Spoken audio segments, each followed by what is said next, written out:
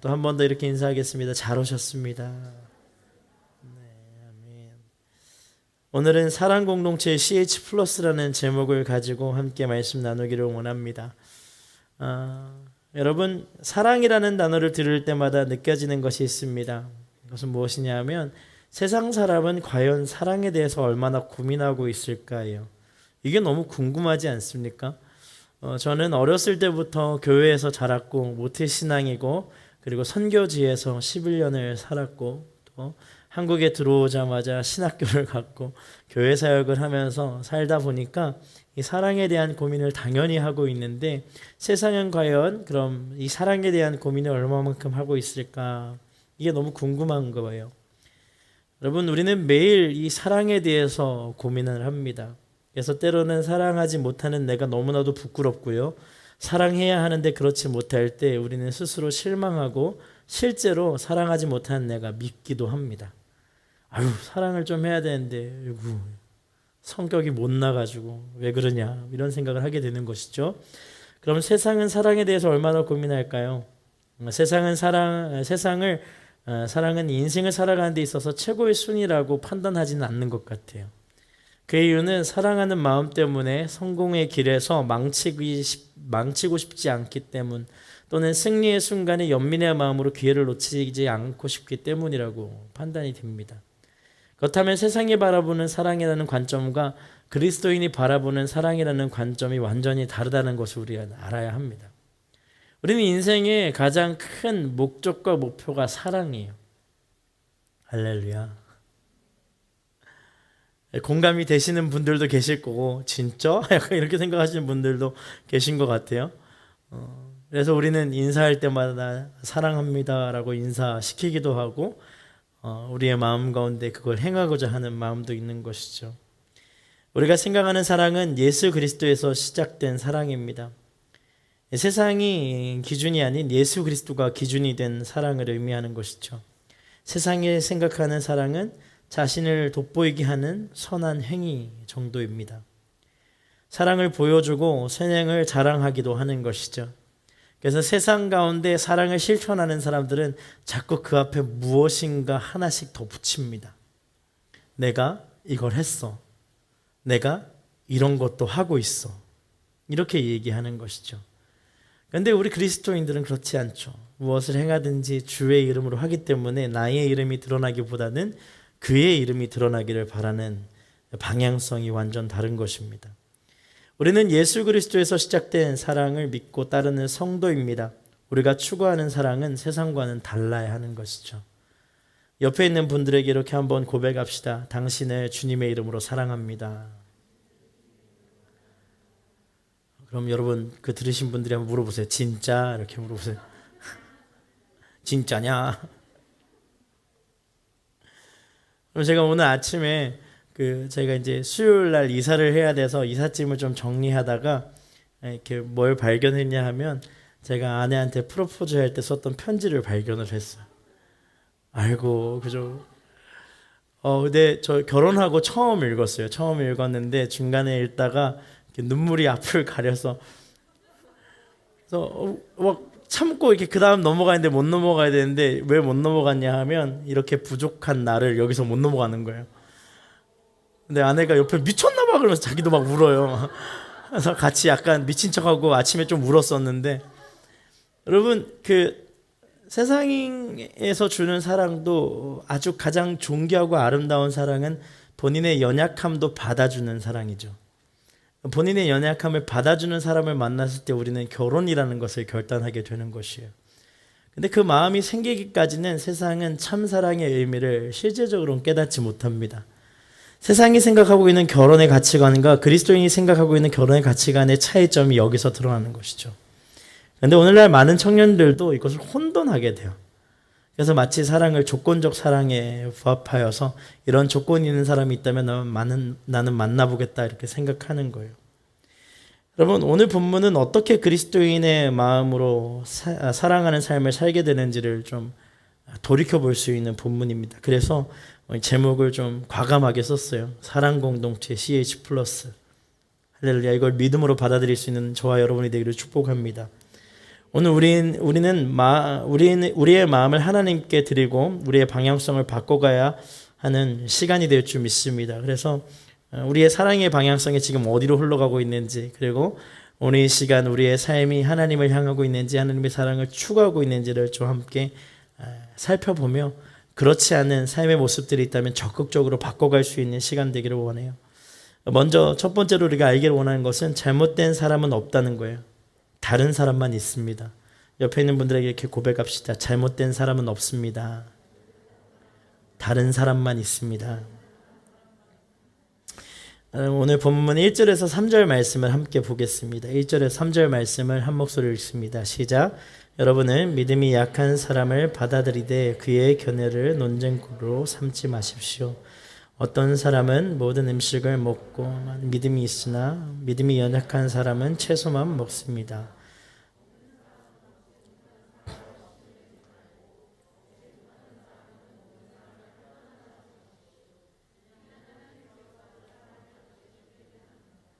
아멘. 그럼 당시 이방인들 중에서 예수님을 믿고 교회를 세운 곳이 많이 있었어요. 그중 대표되는 교회가 로마 교회와 고린도 교회였습니다. 이들 교회 안에서 크고 작은 문제들이 일어나기 시작합니다. 여러분, 교회 안에는 문제가 있습니다. 반드시 있어요. 할렐루야. 아멘 하셔도 돼요. 저희 공동체 안에도 수많은 문제들이 있습니다. 단 드러나지 않기 때문에 모르는 것뿐이에요. 자존심이 걸려있는 문제도 있고, 관계적인 어려움의 문제도 있고, 상황적인 어려움의 문제들도 있습니다. 교회는 항상 문제가 있습니다. 문제가 없는 교회는 없습니다. 문제가 없으면 교회일 수가 없어요. 왜냐하면 문제 있는 사람들이 치유받고 싶고 함께하고 싶어서 모인 곳이 교회이기 때문입니다. 여러분, 근데 오늘 본문에서 드러난 문제가 좀 재미있습니다. 음식의 문제예요. 저희 아내는 야채를 잘 못 먹습니다. 그래서 강자예요. 오늘 본문에 따르면. 그렇게 이해하면 굉장히 어려워집니다.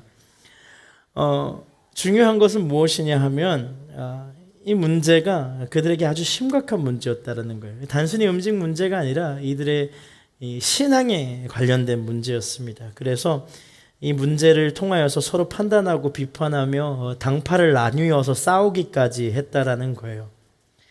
그러면 지금 고기를 생각할 때 이 정도로 생각할 수 있겠죠. 고기는 맛있겠다. 이 정도로 생각할 수 있습니다.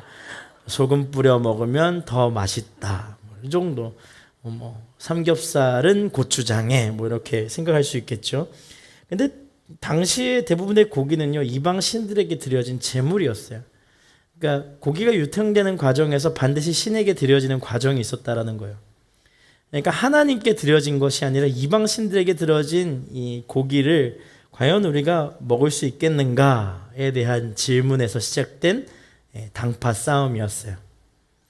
그러면 저는 어렸을 때 저희 집이 제사를 드렸습니다. 제가 그래서 1년에 한 3-4번 정도 큰 집을 가서 12시가 될 때까지 기다렸다가 제사를 드리고 식사를 했던 기억이 있어요. 근데 저는 어렸을 때 제사밥을 너무 좋아했어요. 뭔가 풍성하고 다양하고 다이나믹하잖아요. 평소에 못 먹어봤던 걸 맛있게 먹을 수 있으니까 얼마나 행복해요. 그래서 날이면 날마다 그날을 기다렸어요. 제삿날이구나. 가서 절하고 너무 맛있게 기다렸다가 잘 먹겠습니다. 그러고 막 대접에다가 막 밥 비벼서 먹고 막 튀김 먹고 얹혀가지고 토하고 막 그랬던 기억들이 있어요. 근데 어느 날 교회를 갔는데 교회에서 제사 드리는 것에 대한 설교를 해주신 거예요. 그래서 여러분 이게 조기 교육이 중요한 게 그때 전도사님이 뭐라고 얘기했냐면 혹시 집에서 제사를 드린다면 절을 하지 않고 기도를 하면 좋겠다라고 했어요. 제가 제사를 드리는 아이들 중에서 가장 나이가 어린 아이였는데 5살, 6살이었던 것 같아요. 근데 죄송해요. 초등학교 1학년이었는데 그때 제사를 다 드리고 이제 우람이 절해라 그러고 이제 우람이 절해야 이제 밥 먹으니까 우람이 절해라 그래야 밥 먹지. 보통은 신나서 막 했는데 그때 당시에 삐죽삐죽하면서 이러고 이제 눈을 감은 거예요. 그러니까 큰 집이 난리가 난 거예요. 얘가 왜 이러나. 근데 더 놀라운 건 큰 집도 다 교회를 다니셨거든요. 근데 제사의 문화가 있었던 것이죠. 끊어낼 수 없는 문화예요. 왜냐하면 불교에서 신앙의 베이스가 있었던 집안이었기 때문에 함부로 끊어내기가 쉽지 않았던 거예요. 그리고 제가 기도를 했어요. 그리고 한마디를 했습니다. 하나님이 제사상에 절하는 걸 싫어하셔요. 그리고 제사가 없어졌어요. 할렐루야. 없어졌어요. 그리고 나서 저희 어머니가 굉장히 행복해 하셨습니다. 제사가 없어지니까 얼마나 좋아요. 그리고 저는 슬퍼졌어요. 제사밥을 되게 좋아했었는데 그 맛있는 걸 한 번에 잃은 거죠. 득보다 실이 많다고 착각했습니다. 그런데 생각해 보니까 이게 맞구나 라는 생각이 드는 거예요. 그럼 오늘도 마찬가지예요. 이런 여러 가지 문제가 있는데 과연 그러면은 이 우상에게 드려진 제물을 먹는 것이 죄인가 아닌가에 대한 논쟁이 끊임없이 일어났던 거예요. 지금 생각해 보면 만약에 바른 신앙이 있다면 제사를 드리는 사람들 사이에 제가 기도를 하고 그 밥을 함께 먹는 것, 교제하는 것이 뭐이 그렇게 문제가 되겠는가라는 생각도 들기도 합니다. 그래서 유대 출신 그리스도인들은요, 이방 신들에게 들어진 것을 먹을 수 없다라고 생각했어요. 그래서 채식을 선택합니다. 그 다음에 유대인들은 예수님을 믿었지만 그들 안에 평생 동안 자리 잡고 있었던 율법적인 생각이 쉽게 변하지 않았어요. 이게 습관이 무서운 거예요. 그래서 습관적으로 그것이 죄라라고 생각하고 그것을 멀리하기 시작했던 거예요. 고기를 대한 모습에서 이방인 그리스도인들은 다른 관점을 가지고 있었습니다. 관점이 달랐던 거예요. 이게 중요해요. 이외에 대부분의 그리스도인들은 이방 신에게 들어졌다 해도 난 괜찮다. 주님이 주신 것을 감사함으로 받아들이고 먹는 것은 죄가 아니다. 감사할 일이다 라고 고백하며 전혀 거리낌 없이 먹었다라는 거예요. 그 안에 두 가지 견해가 나누어진 사람들의 무리가 있으니까 굉장히 그 안에서의 그런 가십들이 많았겠죠. 쟤 고기 먹었대 어저께. 그래. 쟤는 영적이지 못해. 쟤는 채소만 먹는데. 아우, 쓰잘데기 없는 존심이야. 그 이미 예수님이 십자가 못 박히시면 다 해결한 건데 쟤는 아직까지 그렇게 습관이 남아있네.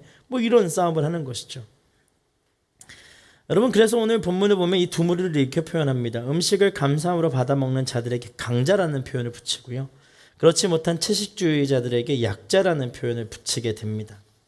여러분, 강자와 약자로 표현한 이유는요, 다른 것이 아니라 당시 음식을 마음대로 먹는 자들이 더 많았기 때문에 강자라고 표현한 것이고, 그렇지 않는 자들을 약자로 표현한 거예요.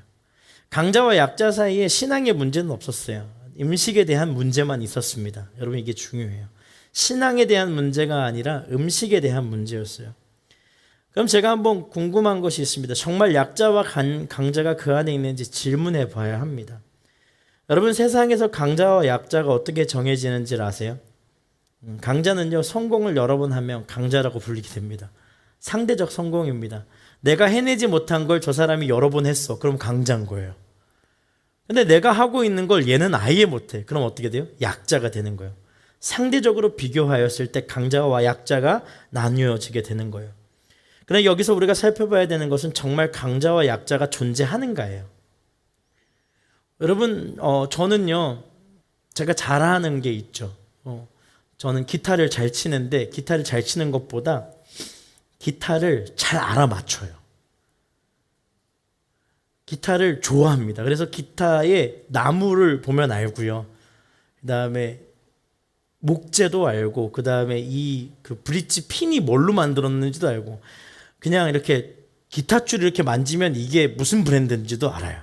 오, 이야, 이게 강점입니다. 근데 제 약점도 있어요. 그렇게 잘 아는데 저희 예배본부 목사님들 중에 기타 진짜 잘 치시는 목사님 계시거든요. 그분이 기타 치면 저는 그 앞에 뭐가 돼요? 약자가 돼요.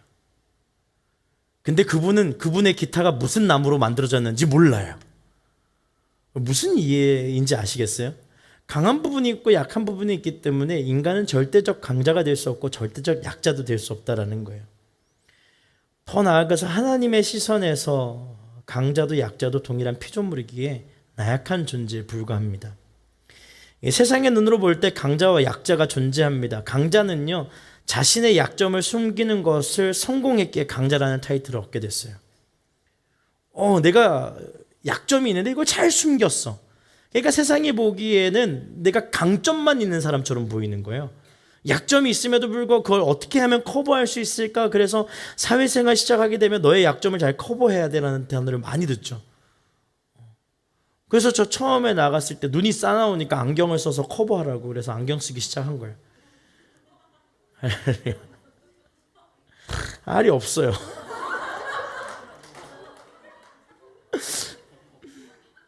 뭐 목사님 제가 찬양 인도할 때 안경을 안 가져가서 이렇게 안경을 벗고 올라가서 찬양 인도 하려고 그러니까 빨리 가서 안경을 사오라고 그래서 안경 쓰고 올라가서 찬양 인도 했던 적도 있습니다. 아, 할렐루야, 감사해. 있는 모습 그대로 받아줄 수 있는 CH 플러스 참 행복하고 좋은 공동체입니다. 네. 비본질적인 건데 그럼 약점을 감추면 강해질 수 있다 착각합니다. 비본질적인 거예요. 그럼 약자는 어떨까요? 약자는요, 그 약점을 숨기는 것에 실패했어요. 그러니까 약자라는 이름 앞에 우리가 쓰러지는 거예요. 근데 그 약자 안에도 상대적 강함이 있습니까? 없습니까? 있어요. 이게 중요한 거예요.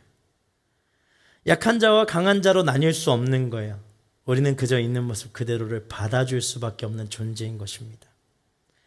여러분, 우리의 연약함을 인정하면 서로를 받아줄 수 있는데 그것을 인정하면 실패한 것 같아서 그렇게 하지 못하는 경험들을 가지고 있을 거예요. 그거 받아주면 제가 기세 등등해서 나를 짓누르진 않을까? 계속해서 내가 짓누르고 내가 상위권에 있어야 조금 더 안정적이고 평안한 인생을 살진 않을까 해서 우리는 경쟁이라는 것을 선택하지요. 여러분, 근데 여기서 우리가 알아야 하는 것이 있어요. 내가 인정하는 것이 아니라는 거예요. 저 사람이 약점이 있구나, 뭐 내가 인정하고 저 사람은 강점이 있구나 인정하는 게 아니에요. 3절을 보니까 이렇게 기록합니다. 3절 말씀입니다. 먹는 사람은 먹지 못하는 사람을 업신여기지 말고 먹지 못하는 사람은 먹는 사람을 판단하지 마십시오. 이는 하나님께서 뭐라고요? 그 사람을 받으셨기 때문입니다. 할렐루야. 옆에 있는 분들에게 이렇게 한번 고백합시다. 하나님께서 너를 받으셨대. 기쁘지? 하나님께서 여러분을 받으셨어요. 이게 너무 중요해요. 아, 주님이 나를 받아주셨어요. 이게 얼마나 큰 은혜인 줄 아세요? 여러분, 우리 안에 정말로 조건부적인 구원이 있다고 한번 생각해 봅시다. 하나님이 이거 하면 이거 해줄게 라고 얘기하신다고 한번 생각해 보세요. 우리 중에 과연 은혜로 감사함으로 예배드릴 자가 있겠습니까? 저는 필리핀에서 11년을 살았는데요. 캐톨릭 국가예요. 그래서 저는 고등학교, 초등학교, 중학교, 고등학교 내내 한 달에 한 번씩 미사를 드렸습니다. 미사를 드리는데 제 친구 중에 한 명이 신부가 되고 싶은 친구가 있었어요. 그래서 이 친구는 교회 성사도 하고 또 신부님들이랑 이렇게 잘 친하게 지냈는데 한 날은 이 친구가 사도신경을 계속 쓰는 거예요. 계속 쓰는 거예요. 너무 놀랐어요. 나중에는 너무 힘들어하는 거예요. 그래서 야, 왜 사도신경을 계속 쓰냐 그러니까 교회 성사를 했는데 이걸 쓰라고 숙제를 주셨대요. 근데 몇 번 써야 되냐니까 200번 써야 된대요. 제가 주님 앞에 얼마나 감사했는지 몰라요. 여러분, 그거 다 뭐죠? 인간의 생각에서 나오는 행위적 구원에 대한 갈망을 채워주는 열쇠가 되죠. 우리는 행위로 구원받은 것이 아니라 믿음으로 구원을 받고 하나님의 은혜로 구원을 받았습니다. 그러니까 교회에 나온 모든 무리가 주님의 은혜로, 한량없는 은혜로 구원을 받았고 하나님의 한량없는 사랑 안에서 조건과 대가 없이 부르심 가운데 응답하여 나온 것이에요. 그러니까 내가 받아들이고 인정하기 이전에 누가 부르시고 인정하신 거예요? 하나님께서 부르시고 인정한 거예요. 비록 내 눈에 조금 부족해 보일 수 있어요. 여러분 마음 가운데 있죠? 부족해 보이는 사람. 제 마음 가운데도 있어요. 하지만 판단할 수 없어요. 이게 너무 중요해요. 이런 사람이야 라고 이야기할 수도 없어요. 왜냐 하나님이 받아주셨거든요. 그래서 틀린 사람은 없어요. 다를 뿐이에요. 그걸 인정하는 것이 사랑이에요. 할렐루야. 틀렸다 생각하기 전에 다르구나 생각하는 것이 사랑의 시작입니다. 다른 사람은 받아줄 수 있지만 틀린 사람은 고쳐야 하기 때문에 어려워요. 사랑하는 여러분, 다름을 인정할 수 있는 믿음의 사람 되기를 축복합니다. 틀린 게 아니에요. 다를 뿐이에요. 그런데 문제는 내가 가지고 있는 옳다라는 생각 때문에 받아들여지지 않는 거예요.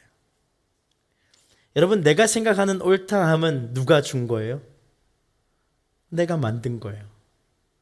무엇을 통하여? 오직 나의 경험을 통하여. 여러분, 남자들이 군대 얘기를 하면 끝이 나질 않죠. 제가 그 군대 얘기의 실체를 하나 알려드릴게요. 대부분 군대를 다녀온 사람들은 다른 부대에서 군 경험 생활이 전혀 없습니다. 그래서 자기가 갔다 온 부대가 제일 힘든 줄 알아요.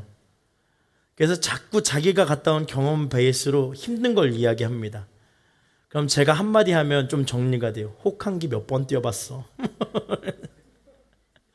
저는 대항군으로, 그러니까 대항군으로라는 게 뭐냐면 북한군처럼 이렇게 위장해서 훈련을 대신 뛰는 건데, 대항군으로 해서 1년에 무조건 5번 대항군을 나갔어요. 그러니까 혹한기를 10번 뛰는 거죠. 그러니까 11월 달에 나가서 1월 말에 돌아옵니다. 그 초소가 다 바깥이에요. 근데 여러분, 저보다 더 힘드신 분들도 계세요. 여러분, 이게 뭐냐 하면 자꾸 내가 누군가를 비판하고 내가 누군가를 향하여 끊임없이 잣대를 가지고 있다는 것은 내 경험이 가장 소중하다라고 생각하고 있는 내 자아 때문이에요. 받아들이지 못하는 거거든요.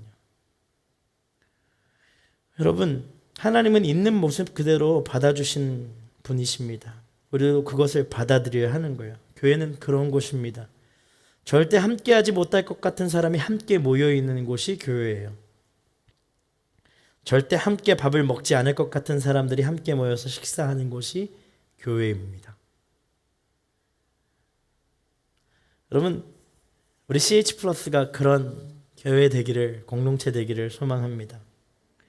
제가 필리핀에서 살았을 때 현지 교회 예배를 함께 도와서 사역한 적이 있습니다. 그 교회 이름이 라이트하우스예요. 등대 교회인 것이죠. 제가 그 교회를 처음 가던 날 너무나도 충격을 받았어요. 왜냐하면 빈민가로 들어가더라고요. 제가 알기로는 중상층 교회라고 들었었거든요.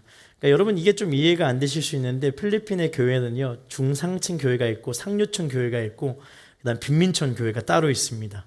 그러니까 섞일래야 섞일 수가 없어요. 그 교회의 장소가 다 다르기 때문에 이동 수단으로 여기서 이 중상층 교회로 넘어오려고 하면 힘들고, 중상층 교회에서 그 부촌에 있는 교회에 가기가 너무 힘들어요. 그러니까 어려운 거예요.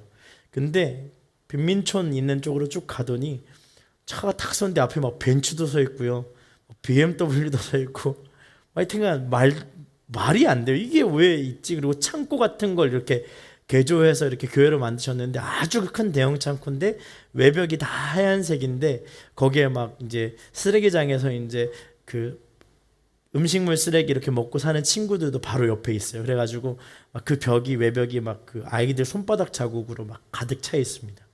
그 교회를 들어갔더니 복장부터 굉장히 다릅니다. 부촌에서 오신 분들은 정장을 입고 오시고요. 그다음에 보통 빈민촌에서 들어온 친구들은 진짜 그냥 거의 그 남자애들은 위에 그냥 나시 같은 거 하나 입고 있고, 반바지 입고 있고, 슬리퍼 신고 있고, 세수도 제대로 안 한 상태에서 찬양을 같이 모여서 하고 있는데, 이게 무슨 그림인가 좀 충격이었어요. 근데 또 놀라운 것은 정말 부자처럼 보이시는 분이 정말로 그 빈민촌의 가장 연약해 보이는 아이들과 함께 앉아서 점심을 먹는데, 아이들이 막 거리끼지 않고 대화하고 막 그런 거예요. 여러분, 교회라는 것은 어울리지 않는 사람의 집합소입니다. 어울리지 않는 사람들의 집합소예요. 그런데 무엇으로 하나 되냐 하면 예수 그리스도의 이름으로 하나 될 수밖에 없는 것이에요. 그래서 오직 예수님만 생각해야 돼요. 할렐루야. 내 습관, 내 판단과 내 기준은 사라져야 합니다. 저는 오늘 이 시간 여러분의 판단과 기준이 예수 그리스도의 이름으로 사라지고 예수의 능력으로 하나 되기로 소망하는 CH 플러스 모든 청년들 될 수 있기를 선포합니다. 할렐루야. 그 마음을 품으십시오. 그 마음이 품어지면 받아들일 수 있게 돼요. 내가 옳다고 생각하니까 정죄하게 되거든요. 내가 옳고 저 사람은 틀렸다고 생각하니까 그렇게 이야기하게 되거든요. 그럼 제가 한번 질문할게요. 내가 옳고 저 사람이 틀렸다고 생각하는 근거는 어디에 있습니까? 그 근거를 한번 대보실 수 있겠어요? 내가 옳고 내가 옳은 길을 걸어갔다라고 믿는 그 믿음의 근거는 또 무엇입니까? 저 사람이 잘못되었다라고 판단하는 기준은 어디에서 왔습니까? 그것이 과연 예수님의 이름에서 왔습니까? 대부분 이 판단의 기준은 내 삶의 배경에서 나와요. 나는 이렇게 살아왔는데 왜 그는 그렇게 살지 못하는가? 여러분, 예수 그리스도의 이름에서 온 것만 우리가 질문하고 우리가 그것을 바로잡기 위해서 노력해야 합니다. 그러면 우리는 옳고 그름을 말하는 자가 아니라 서로 다름을 인정하는 사람으로 부름을 받았음을 알아야 해요. 하나님이 우리를 판단하지 않고 받아주신 것처럼 서로를 판단하지 않고 받아주는 CH 플러스가 되기를 소망합니다. 아내와 함께 최근에 이렇게 신앙의 방향성에 대한 이야기를 많이 나누었어요. 원래 저희가 그렇게 거룩한 얘기 잘 안 하는데 출근길을 같이 하는 시간들이 좀 많아졌어요. 아내가 이제 회사가 화성에서 잠실로 옮겨지면서 아침에 출근할 때 이제 같이 하거든요. 그럼 1시간 40분 정도 출근 시간을 같이 보내는데 그 중에 이제 1시간 한 15분 정도를 같이 큐티하고 나눔하고 기도를 해요. 차 안에서. 얼마나 많이 우는지 몰라요. 여러분, 방향성이 같은가 했을 때 그것을 어떻게 같이 맞춰갈 수 있을까 고민이 되죠. 왜냐하면 제가 아내한테 오늘 아침에 프로포즈 했었던 편지를 쭉 보니까, 그리고 그때 이제 아내가 썼던 편지를 보니까 아내가 참 행복해 했더라고요. 과거형이죠. 근데 지금은 아니더라고요. 그래서 제가 되게 많이 반성을 했어요. 오늘 아침에. 내가 모든 얘기를 다 받아줬었는데 그때는 목표가 있었죠. 결혼이라는 목표가 있으니까 되게 착한 척, 쿨한 척, 받아주는 척 하다가 뭔가 결혼하고 나니까 그렇지 못했던 저의 모습을 발견하게 되는 것이죠. 근데 여러분, 저는 그렇게 실족할 수 있을 만한 삶을 가지고 있는 사람인데 하나님이 주시는 방향성과 저희 아내에게 주신 하나님의 방향성은 같다라는 거예요. 왜 같을 수밖에 없냐면 예수 그리스도로 그 모든 방향성이 향하기 때문이에요. 우리가 그 외의 것을 우리의 삶의 방향성으로 잡았을 때는 흔들릴 수밖에 없고 뒤틀릴 수밖에 없죠. 이제 공동체가 하나 되어서 걸어갈 수 있는 유일한 방법은 예수 그리스도로 우리가 방향성을 잡았기 때문입니다. 여러분, 삶의 모든 모토가 예수 그리스도로 흘러갈 수 있기를 축복합니다. 두 번째요, 주와 함께 살고 죽음을 알아야 합니다. 한번 따라해 볼까요? 주님과 함께 살고 주님과 함께 죽어야 한다. 그럼 이걸 잘 기억하며 우리 본문으로 다시 한번 나아갔으면 좋겠습니다. 7절과 9절, 7절에서 9절 말씀인데요. 우리가 한 목소리로 읽겠습니다. 함께 읽습니다. 시작. 우리 중에 아무도 자기만을 위해 사는 사람이 없고 자기만을 위해 죽는 사람도 없습니다. 우리는 살아도 주를 위해 살고 죽어도 주를 위해 죽습니다. 그러므로 죽든지 살든지 우리는 주의 것입니다. 이를 위해 그리스도께서 죽었다가 다시 살아셨으니 이는 죽은 사람과 산 사람의 주가 되기 위함이었습니다. 아멘. 오늘 본문을 보니까요, 우리라는 단어를 사용해요. 우리. 그러면 여기서 우리라는 단어가 주는 의미는요, 우리 교회 공동체 안에 있는 우리를 얘기합니다. 여러분, 교회 공동체 안에 있는 우리는요, 여기서 혼자 자기만을 위해서 사는 사람이 없고 자기만을 위해서 죽는 사람이 없어요. 주와 함께 죽고 살기 위해서 모인 것입니다. 할렐루야. 멋있죠? 얼마나 멋있는 사람인지 몰라요. 주를 위해 살고 주를 위해서 죽기 위해서 오늘 모여 있는 거예요. 그럼 이 사람들을 받아줘야 하는 거예요. 예수의 이름으로 죽고 예수의 이름으로 살기로 결단하였기 때문입니다. 갈라디아서 2장 20절 말씀을 보면요, 사도 바울이 동일하게 이렇게 고백합니다. 나는 그리스도와 함께 십자가에 못 박혔습니다. 그러므로 이제 더 이상 내가 사는 것이 아니라 내 안에 그리스도께서 사시는 것입니다.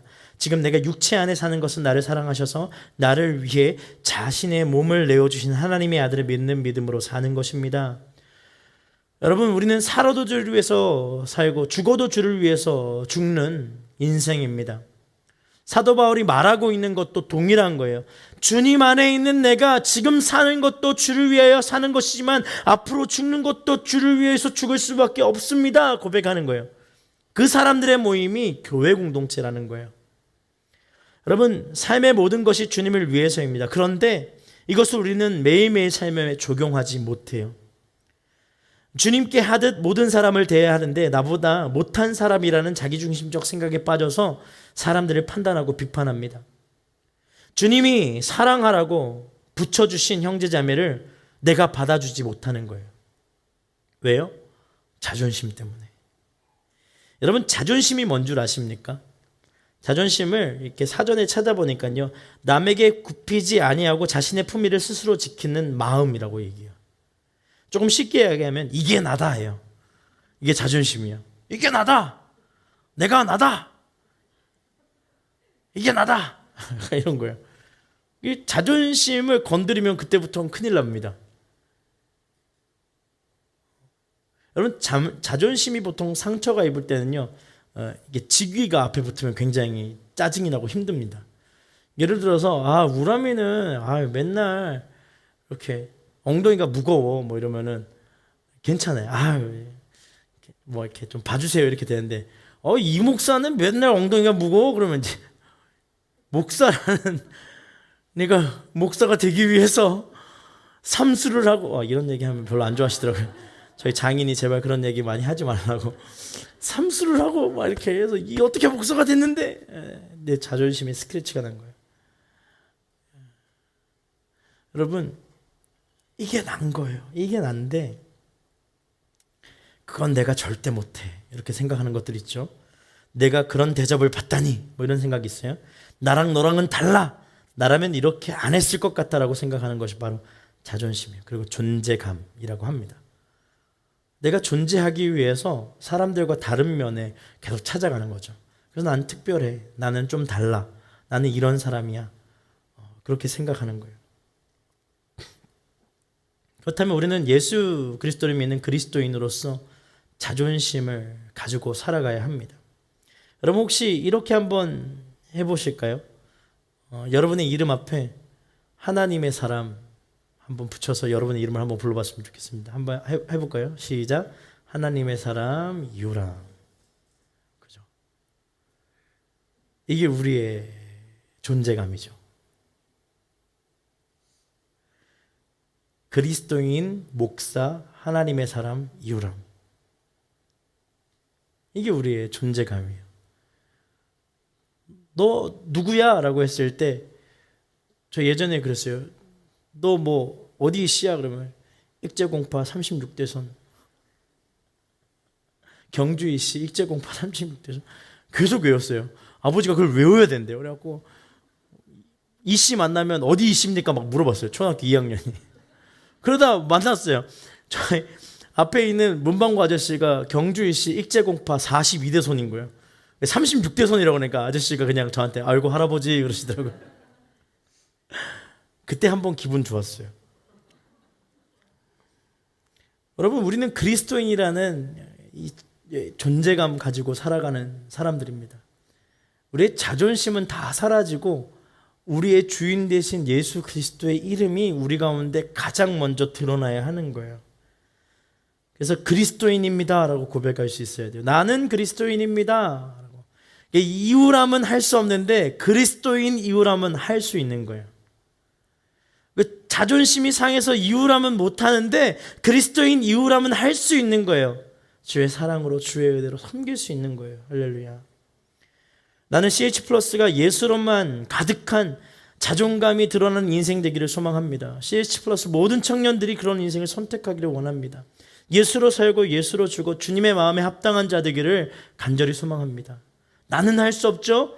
근데 예수 그리스도를 믿는 나는 예수의 이름으로 할 수 있는 거예요. 예수의 이름으로 나아갈 수 있는 거예요. 그런데 이 마음을 품지 못하고 자꾸 바꾸려고 합니다. 품어주지 못하고 자꾸 판단합니다. 바울은 이런 사람들에게 다음과 같은 메시지를 던져요. 10절에서 12절 말씀을 한 목소리로 읽겠습니다. 10절에서 12절입니다. 함께 읽습니다. 시작. 그런데 그대는 왜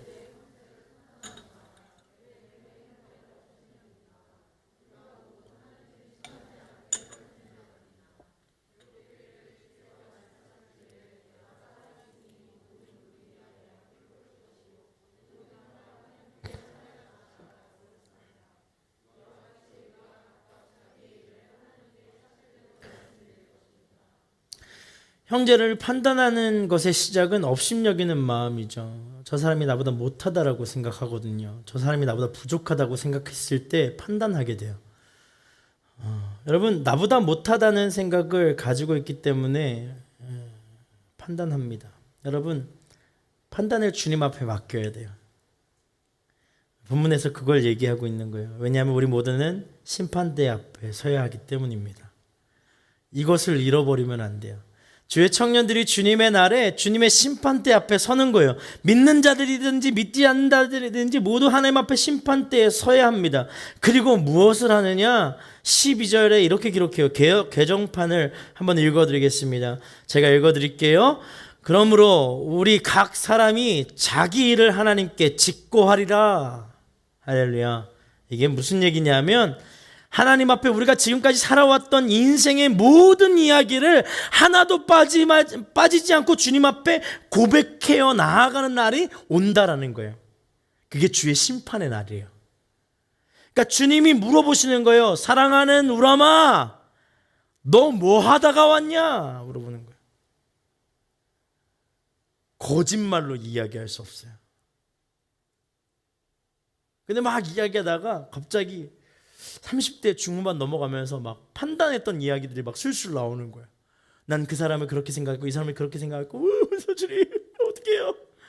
천국 가는 거 맞아요? 계속 이야기하는 거야.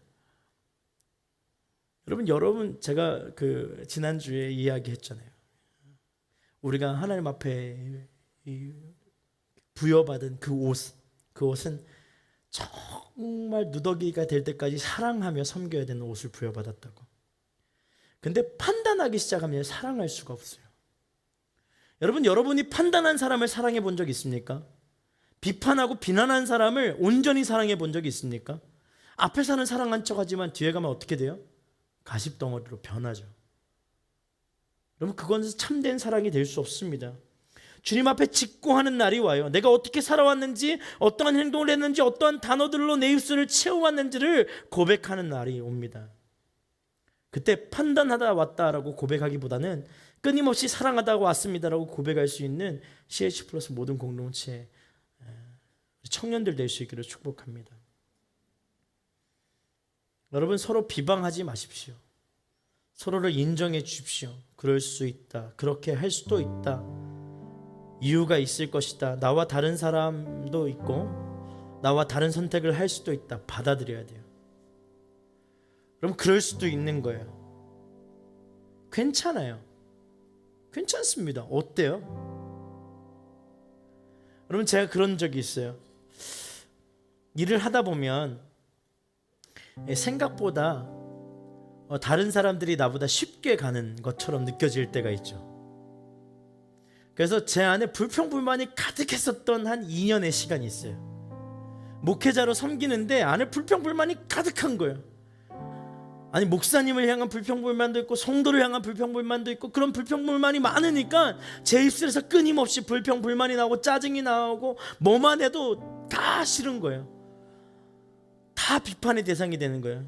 그러니까 하나님이요, 모든 걸 정리해 주세요. 그 정리라는 게 굉장히 무섭습니다. 모든 것을 끊어내세요. 모든 것을 끊어내시고 아무것도 하지 않는 자리로 인도하세요. 그때 깨달아요. 하나님, 내가 불평이 많군요. 그제서야 깨달아요. 여러분, 그거를 당하고 있는데도 못 깨닫는 청년들이 얼마나 많은지 몰라요. 하나님께서 일일이 다 정리하셔서 깨끗하게 하시고 너가 불평하지 않을 수 있도록 내가 정리하마. 근데도 몰라요. 다 정리당했는데도. 그리고 조그만한 일이 나에게 뚝 떨어지면 그때 다시 불평해요. 또 시작이군요. 또 주님 또 이러면서 그만하라고 했잖아요. 뭐 이래요. 뭘 했는데? 따지고 보면 별거 아니에요. 따지고 보면 내 지금 주어진 상황에서 할 수 있는 영역들이에요. 여러분, 어떻게 주님의 일과 세상의 일을 철저하게 구별하여서 섬길 수 있겠어요? 세상의 일도 주님이 허락하신 일인 줄 믿습니다. 할렐루야. 그걸 통하여서 일하기를 원하세요. 교회 안에서 일도 마찬가지예요. 그것을 구별하여서 세상 일도 바쁜데 교회 일도, 여러분, 그 얼마나 교만스러운 이야기입니까? 주님이 철저하게 끊어내시고 나니까 그제서야 보이는 거예요. 하나님, 내 입술을 치유하여 주옵소서. 내 이 병든 마음을 치유하여 주옵소서. 치유가 되어야 사랑할 수 있는 거예요. 여러분, 본문에서 가장 큰 문제는 무엇입니까? 고기 먹고 고기 안 먹는 게 문제예요? 아니에요. 있는 그대로를 받아들이지 못하는 교회가 교회냐라는 얘기인 거예요. 여러분, 있는 그대로를 받아들이지 못하는 교회가 어떻게 교회가 될 수 있습니까? 있는 모습 그대로 나와야 하는데 있는 모습 그대로 나오니까 사람들이 손가락질해요. 그러니까 있는 모습 그대로를 감추게 돼요. 감추니까 어떻게 돼요? 하나님 앞에 오픈할 수도 없는 삶이 된 거예요.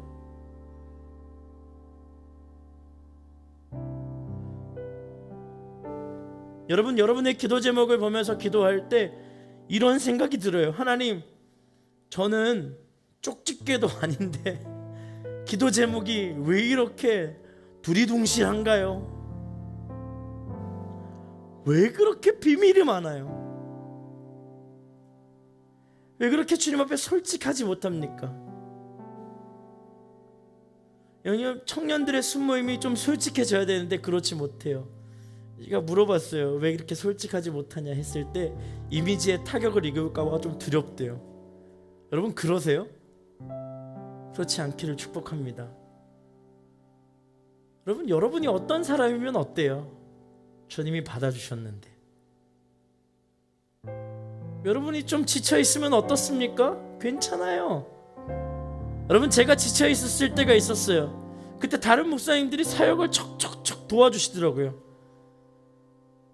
근데 그 전도사님과 지금 목사님들이 지쳐있을 때 제가 어떻게 했는 줄 아세요? 불평 불만이 가득했어요. 이걸 또 나한테 시켜? 시킬 수 있죠. 어때요? 주님의 일인데, 주님의 나라를 향한 일인데 괜찮지 않아요? 여러분, 괜찮지 않아요? 주님의 나라를 위하여 부름을 받았으면 괜찮은 거잖아요. 그 정도는 함께 갈 수 있는 거잖아요. 그럼 내가 지쳐있을 때 그가 나를 도와주죠. 그게 주님의 거룩한 손길처럼 느껴질 때가 올 것입니다. 할렐루야. 그럼 아직 여러분 마음 가운데 준비가 안 돼 있을 수도 있어요. 그런데 내어주고 받아주세요. 있는 모습 그대로를 인정해 주십시오. 그것을 통하여 하나님의 나라가 그의 인생 가운데 임하는 줄 믿습니다. 여러분, 이 시간 우리 함께 마음을 주님 앞에 다하여 기도합시다.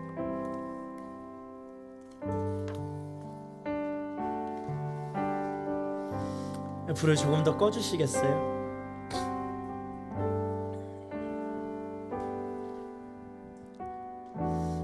여러분, 두 손을 가슴에 얹고 함께 기도할까요? 하나님, 여기가 문제네요. 하나님, 여기가 문제네요.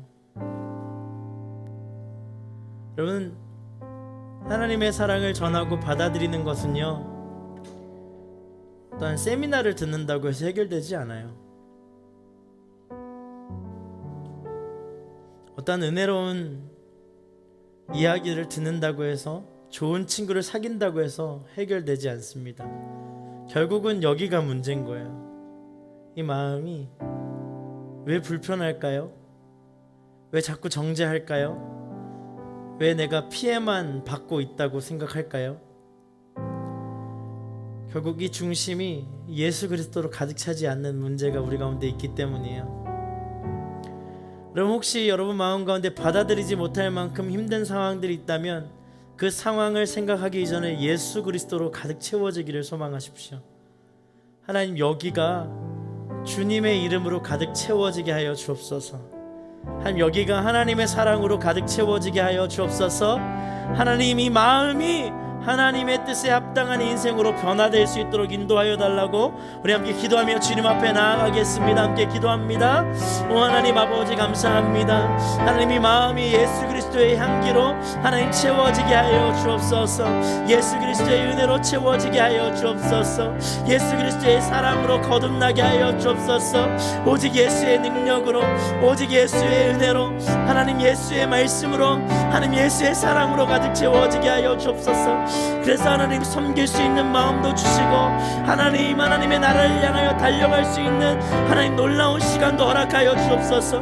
하나님 만약에 나의 입술 가운데 불평과 불만과 하나님 불필요한 생각과 어두움이 하나님 나를 짓누르고 짓밟았다면 주님 회복시켜 주셔서 하나님의 길을 걸어가게 하여 주옵소서. 주님의 길을 걸어가게 하여 주옵소서. 주님의 은혜의 사랑이 경험되어지게 하여 주옵소서.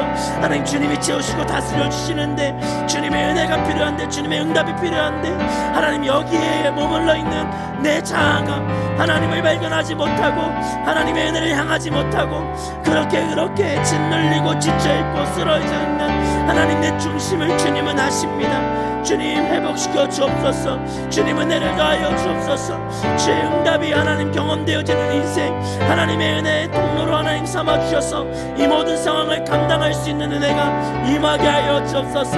주님을 바라볼 수 있는 믿음으로 회복시켜 주옵소서. 은혜를 감당케 하여 주옵소서. 하나님 채우시고 하나님 역사하여 주시고 하나님 다스려 주셔서 이 모든 상황과 환경을 이겨낼 수 있는 힘과 능력이 내 안에 있는 것이 아니라 주님 안에 있음을 깨닫게 하여 주옵소서. 내 안에 있는 것이 아니라 주님 안에 있음을 깨닫게 하여 주옵소서. 하나님 내 안에 있는 것이 아니라 주님 안에 있게 하여 주옵소서.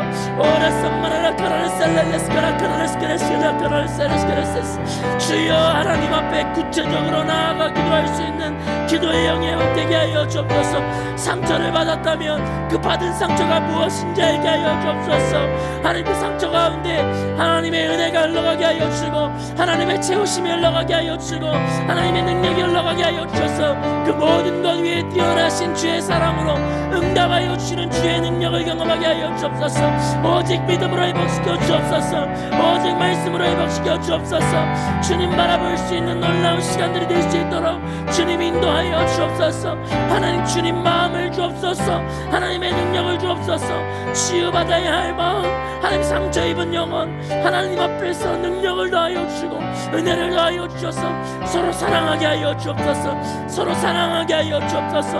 하나님 서로 기대 하나님 앞에 나아가게 하여 주시고 빛이 되어주시고 능력이 되어주시는 주님, 주님의 그 손길을 의지하여 나아갈 때 응답하시고 말씀하여 주시는 주의 사랑으로, 응답하시고 말씀하시는 주의 영광으로 나아갈 수 있도록 주님 인도하여 주옵소서. 하나님 참 감사합니다. 사랑하는 공동체로 부르셨는데 자꾸 나에게 맞는 사람들 찾는데 헤매었던 우리의 시간들을 용서하여 주옵소서. 하나님 맞지 않는 사람들 있을 수 있습니다. 그리고 나와 다른 환경 가운데 성장해온 배경들이 있기 때문에 꼭 나의 기준을 세워서 주장할 수도 없음을 이 시간 고백합니다. 근데 우리가 예수 그리스도의 이름으로 하나 된 공동체라는 것을 알게 하여 주옵소서. 하나님 좀 닮으면 더 좋겠지요. 서로 더 잘 맞으면 좋겠지요. 근데 그건 우리의 생각이고 주님이 불러주신 이유와 목적에 따라 우리가 한 공동체가 되었음을 이 시간 인정합니다. 하나님 부르신 데는 이유가 있고 내 옆에 세우신 데에는 주님의 인도하심이 있는 것입니다. 그것을 부정하지 않게 하여 주옵소서. 그것을 믿음으로 잘 받아들이고 조금 힘들고 어렵더라도 내 곁을 내어줘 하나님의 형상을 온전하게 이뤄낼 수 있는 CH 플러스 사랑 공동체 되게 하여 주옵소서.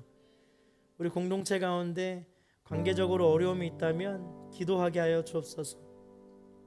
대면하여 만나 이야기하기에는 조금 힘들지만 서로를 향한 중보자가 되어 먼저 마음을 주님 앞에 풀어낼 수 있게 하여 주시고 또 하나님이 허락하신 시간에 만나게 하신다면 또 하나님께서 풀어질 수 있는 믿음과 은혜도 허락하여 주셔서 이 모든 것이 주님의 은혜였다 고백할 수 있는 그런 간증이 차고 넘치게 하여 주옵소서.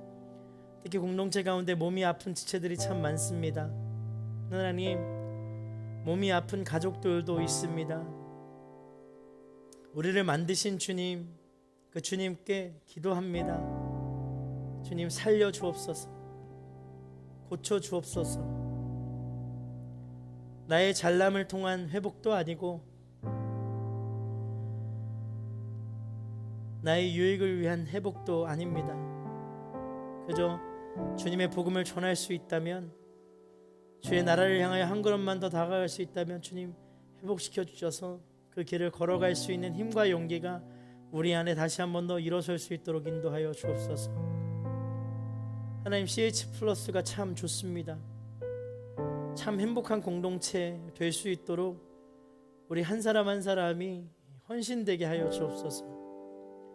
서로를 바라보는 것이 은혜 되기를 원합니다. 서로를 바라보는 것이 인생의 가장 큰 기쁨이 되기를 원합니다. 그래서 모일 때마다 웃음이 그치지 않고 삶의 감사가 나누어질 수 있는 그런 아름다운 공동체 될 수 있도록 인도하여 주옵소서. 오늘 시간 우리의 중심을 드리오니 받으시고 하나님만 바라볼 수 있게 하여 주옵소서. 감사드리며 예수님의 이름으로 기도드렸습니다.